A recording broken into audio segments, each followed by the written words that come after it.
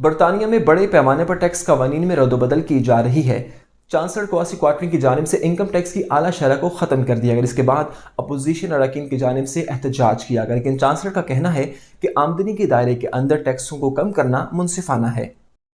Chancellor Kosi کوارٹرنگ نے کہا کہ سب سے زیادہ کمانے والوں کے سب سے زیادہ فائدہ اٹھانے کے باوجود معاشی نمو کو فروغ دینے کے لیے بڑے پیمانے پر ٹیکس کٹوتیاں سب کے لیے منصفانہ ہیں۔ واضح ہے کہ چانسلر نے 50 برسوں میں ٹیکس کٹوتیوں کے سب سے بڑے پیکج کے حصے کے طور پر انکم ٹیکس کی اعلیٰ شرح کو ختم کر دیا ہے۔ لیبر اور کچھ ٹوری ایم پیز نے کہا کہ ضروریات زندگی کے اخراجات کے بحران کے دوران امیروں کے لیے ٹیکسوں میں کمی کرنا غلط ہے، لیکن مسٹر کوارٹرنگ نے کہا کہ آمدنی کے دائرے میں ٹیکسوں کو کم کرنا منصفانہ ہے۔ اقدامات کے پیکج جسے منی بجٹ کا نام دیا گیا ہے، اس کی ادائیگی اربوں پاؤنڈز کے سرکاری قرضوں میں تیزی سے اضافے سے کی جائے گی۔ Independent institute for fiscal studies کے ڈائریکٹر پال جانسن نے کہا کہ یہ منصوبے ایک بہت بڑا جوا ہے۔ انہوں نے کہا کہ جب افراط زر بلند رہتا ہے تو معیشت میں پیسہ ڈالا جاتا ہے۔ مالیاتی منڈیوں میں فوری رد عمل دیکھنے میں آیا کیونکہ پاؤنڈ ڈوب گیا اور برطانوی سٹاکس گر گئے۔ بی بی سی نیوز کے پولیٹیکل ایڈیٹر کرس میسن کے ساتھ انٹرویو میں چانسلر نے کہا کہ مجھے نہیں لگتا کہ یہ جوا ہے، میری نظر میں جوا وہ تھا جس پر ہم عمل کر رہے ہیں۔ مسٹر کوارٹرنگ نے اصرار کیا کہ ٹیکسوں میں کمی نہ کرنا سابق وزیر اعظم بورس جانسن کی قیادت میں سابقہ حکومت کے راستے پر چلنا زیادہ خطرناک تھا۔ انہوں نے کہا